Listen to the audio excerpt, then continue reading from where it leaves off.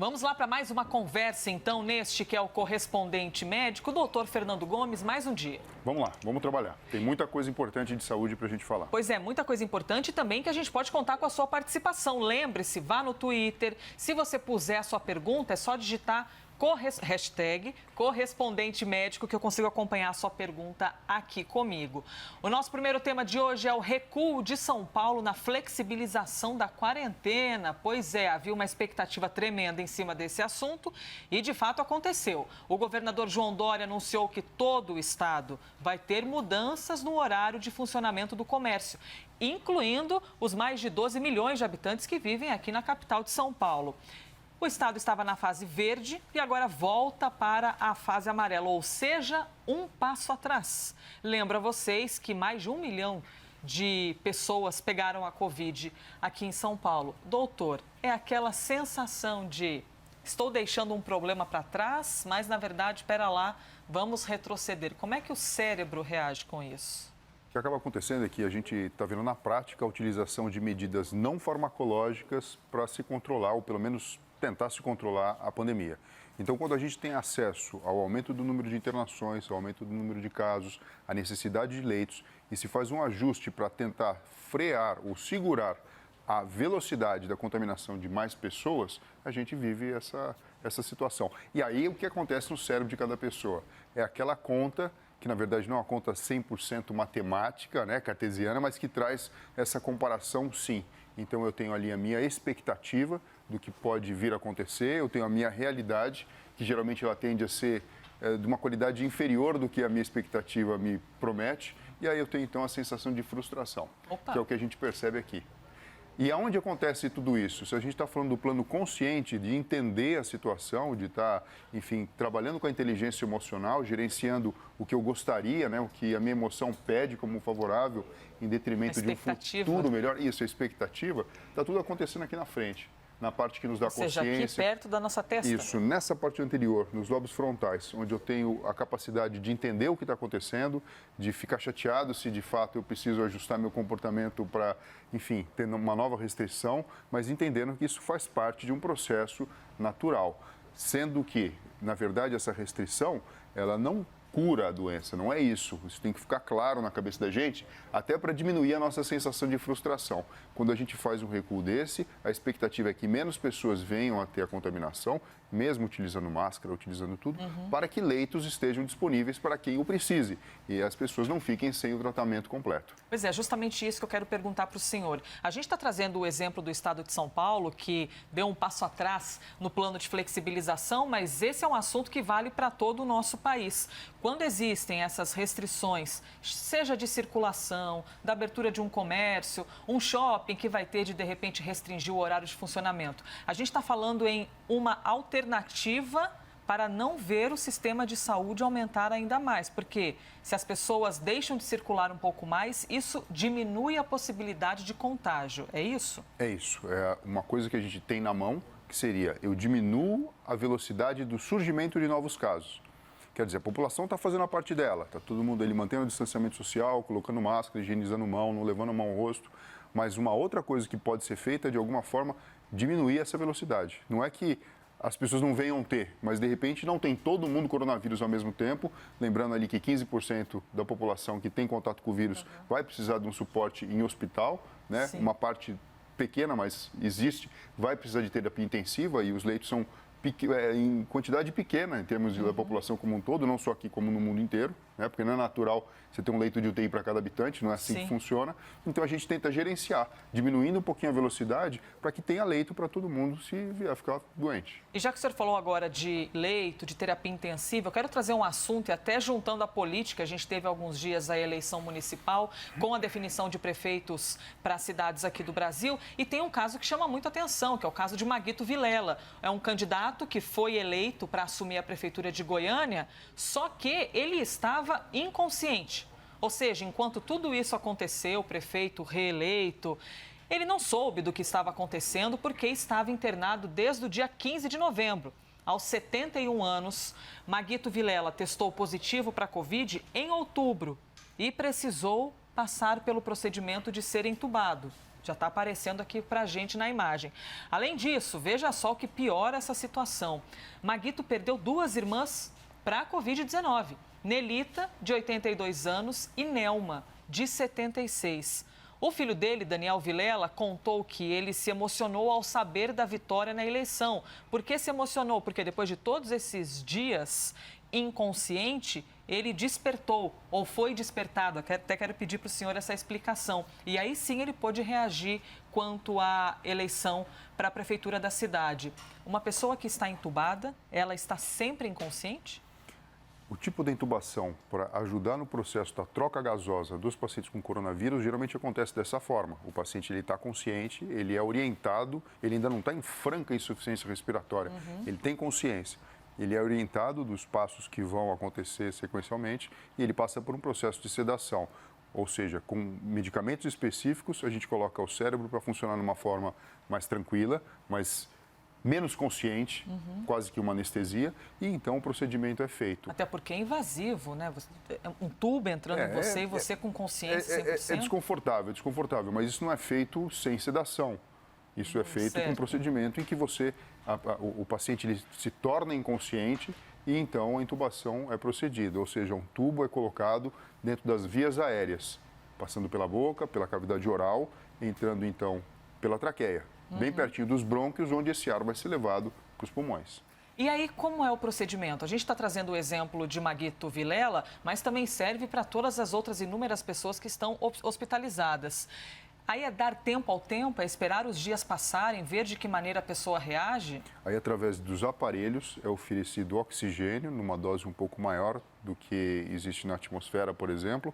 É oferecido também uma pressão adicional para que os alvéolos possam ficar, então, insuflados e a troca gasosa, a hematose venha a acontecer. E observado o nível de saturação, que é uma medida que a gente tem para saber que todos os tecidos do corpo humano estão recebendo oxigênio de uma forma adequada, o que é necessário para todas as células se manterem vivas e funcionando.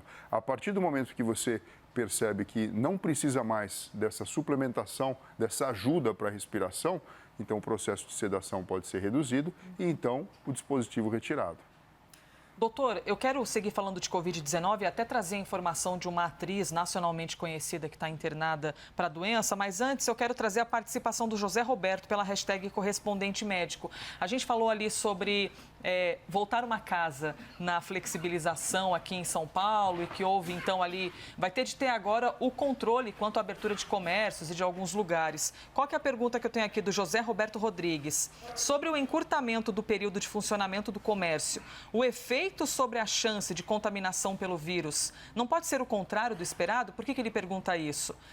Não vai haver um aumento da aglomeração para as compras de Natal quando tudo isso for liberado? Ele está falando 100% real. Se não houver um gerenciamento de toda essa situação, você troca o famoso 6 por meia dúzia. Então, assim, é preciso um cuidado e um entendimento da população como um todo.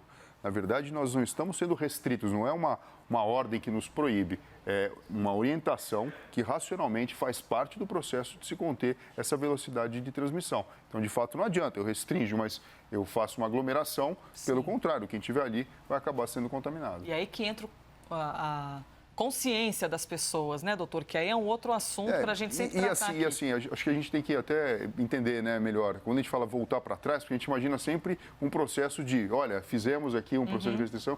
Não, mas isso faz parte. Às vezes, ir para frente é gerenciar com isso. Até, de repente, a vacina está disponível, de fato, ela é ser eficiente. Quem sabe a descoberta de um medicamento que seja muito eficaz para o vírus. Mas até lá é o que a gente tem na mão para trabalhar. Nissete Bruno, de 87 anos, atriz conhecida nacionalmente, está internada no Rio de Janeiro com a Covid-19. Ela está sob ventilação não invasiva. De acordo com a família, ela responde bem ao tratamento. Doutor, aí eu lhe pergunto, o que seria uma ventilação não invasiva? Só reforçando aqui aparece Beth Goulart, filha de Nissete Bruno, que também foi na rede social divulgar que ela está reagindo bem ao tratamento e que torce que tudo ande bem com a mãe. Não invasiva, então, essa ventilação seria como? Funciona assim, Elisa. Então, se a pessoa precisa de oxigênio, eu posso começar com uma suplementação. Então, eu posso, por exemplo, colocar um catéter de oxigênio ou uma máscara de oxigênio, que ainda não seria ventilação não invasiva. porque eu estou permitindo que naturalmente, utilizando a própria caixa torácica, o diafragma e os pulmões, a pessoa faça aí a sua respiração. E a pessoa está consciente nesse caso? Nesse caso está consciente, e certo. você vai monitorando a saturação. Quando você vai para um passo adiante, que seria a própria ajuda não invasiva, o que isso quer dizer? Você não colocou um tubo, que seria intubação orotraqueal, que vai até a traqueia. Então, existem máscaras e dispositivos especiais, muitas vezes utilizados para pacientes, por exemplo, que têm apneia do sono, o CPAP, o BIPAP, que pode ser utilizado em terapia intensiva, que é uma espécie de uma máscara que faz uma vedação no rosto, principalmente aqui, na cavidade oral e no nariz, e oferece, na verdade, um oxigênio, uma quantidade de ar, de oxigênio maior e também uma facilitação através de diferenciação de pressão. E com isso, a respiração fica mais fácil, ajudando então os alvéolos que não estão sendo devidamente aerados, que eles assim possam ser, e com isso a saturação vem a aumentar. Caso isso não seja suficiente, você pode progredir para intubação orotraqueal. Nós estamos falando de uma senhora de 87 anos. Mesmo que a atriz, no caso, Nissete, não tenha qualquer comorbidade, qualquer problema de saúde, só o fato de ter essa idade avançada já é um problema? Para a Covid-19? O que a gente tem observado é que em relação, não só para a Covid-19, mas para a Covid-19 especialmente, sim, é considerado um grupo de risco, né? Pessoas na terceira idade acabam tendo, mesmo que não tenham comorbidades, como você muito bem disse, acabam enquadrando dentro de um aspecto de maior risco. Mas isso por que exatamente? O corpo já não reage tão bem numa recuperação, por exemplo? Você pode imaginar o seguinte, Lisa, com o passar do tempo, os tecidos do corpo humano eles acabam mudando. E quando a gente fala da necessidade de uma intubação orotraqueal, muitas vezes uma ventilação dificultosa, até para ventilar paciente, às vezes é tomado como conduta, deixar o paciente em decúbito ventral, de barriga para baixo, para tentar, de alguma forma, oxigenar partes diferentes do próprio pulmão. Então, você pode imaginar, uma pessoa com mais idade, existe uma dificuldade de se adaptação desses tecidos, tanto da parte pulmonar, como da própria caixa torácica, dos vasos sanguíneos e dos demais órgãos do corpo. Então, acaba sendo meio natural que seja um processo um pouco mais difícil do que uma pessoa jovem. Desejamos que tudo se conclua da melhor maneira com Nissete Bruno e também com qualquer outro ser humano que esteja com a Covid-19. Quero falar sobre imunização agora com o senhor. A Rússia anunciou, veja só, a produção de mais uma vacina contra a Covid-19. Lembrando que nós já estamos acompanhando há algum tempo a Sputnik V. E a Rússia, inclusive, já disse que deve iniciar a vacinação nos próximos dias com a Sputnik V. Essa nova foi batizada de Epivacorona e promete dar imunidade por pelo menos 6 meses. Quem está desenvolvendo o novo imunizante é o Centro Estatal de Pesquisa de Virologia e Biotecnologia Vector. De acordo com o chefe do Departamento de Infecções, essa vacinação com esse produto que eu estou te contando deve ser sazonal, mas a frequência da aplicação ainda está sendo estudada. Doutor, o que seria uma imunização sazonal? E mais, ela é mais eficaz ou menos eficaz do que outras? Ela pode representar uma estratégia interessante para você manter os níveis de anticorpos satisfatórios para se combater o coronavírus. Então, você imagina, você pode fazer uma primeira dose, uma segunda dose no intervalo de tempo e de tempos em tempos você já deixa programado um reforço, trazendo talvez aí uma alternativa para aquela nossa dúvida, né? Será que essa imunização ela vai durar por muito tempo? Ou será que de tempos em tempos, quando a gente sabe que existe uma tendência maior, que pode ser talvez quando a gente tiver clima mais seco, mais frio, de aparecer doença, então você aplica o reforço para que a população já esteja ali preparada com mais anticorpos para combater o coronavírus. Então seria, de repente, uma alternativa para trabalhar a longo prazo? Já imaginando no futuro, eu estou com todo mundo imunizado agora, mas já prevendo que lá para frente essas pessoas se vacinem de novo. É isso, é mais ou menos assim. Não significa que você foi vacinado, que você vai ter, entre aspas, um green card aí para sempre. Não, mas pelo menos tem um prazo de validade. Se de fato isso funciona, a população consegue se organizar, né? Os governos conseguem se organizar e garantir essa proteção para que a gente não tenha, na verdade, uma vida de restrições, né, de vai e volta, como a gente está falando aqui. Pois é, se alguém tivesse essa resposta de como vai ser o futuro, a nossa convivência mais para frente, aí quando a gente tiver de fato a vacina, hein? Resposta de R$1 milhão. Falando sobre vacina, vejam só, hein? Diógenes Carlotti mandou mensagem pela hashtag correspondente médico. Posso tomar todas as vacinas? Ou quando eu tomo uma, eu fico impedido de tomar qualquer outra? Não, poder você pode, mas não tem um racional para isso. Mal não faz, é isso? Em teoria não faz, mas na verdade você vai estar aplicando um estímulo ao seu sistema imunológico, muitas vezes que é convergente, né? E talvez desnecessário. Então, às vezes, não faz sentido por conta disso. Mas não significa que... Porque, às vezes, as pessoas ficam preocupadas, viu, Elisa? Se eu tomar uma vacina de uma determinada marca, de um determinado laboratório, e tomar de outro, será que uma vai bloquear o efeito da outra? E o efeito colateral? Vou passar mal? Pode me fazer mal? Na verdade, não. Por isso que existem protocolos científicos e existe, na verdade, o estudo de cada uma delas. Mais uma pergunta que eu lhes trago aqui, Alisson Luciano, #correspondente médico. Depois, já está pensando no início da campanha de imunização, que é o que todo mundo pensa, né? Nossa ansiedade fica movendo a gente.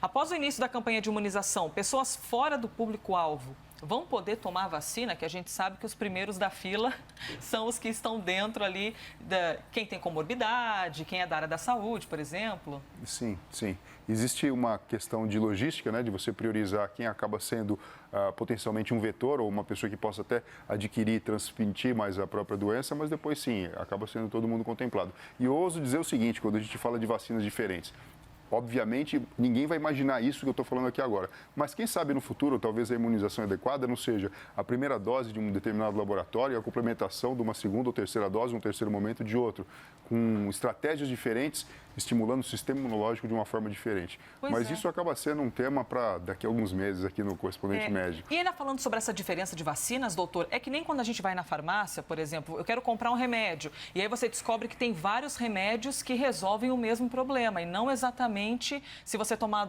diferentes, ele pode fazer mal ou não. É tipo isso? É tipo isso. Ou então, remédios que a gente utiliza, por exemplo, para controlar a febre. Quando um determinado remédio você está usando ele na frequência máxima e no volume máximo que você pode dar, você pode então intercalar com outro que venha ajudar a combater aquele problema. Tá vendo? A gente vai aprendendo sempre aqui, todo dia, com o doutor Fernando Gomes. E você, lembre-se que pode mandar sempre a sua pergunta aqui. Não tem pergunta boba. O que você quiser perguntar, pode mandar. #correspondente médico. Mesmo que nós não estejamos no ar, vai mandando que a gente está sempre de olho e a sua sugestão pode render um tema para a nossa conversa. Doutor Fernando, obrigada por mais um dia. Obrigado a você. Pessoal, até breve. Este foi mais um Correspondente Médico.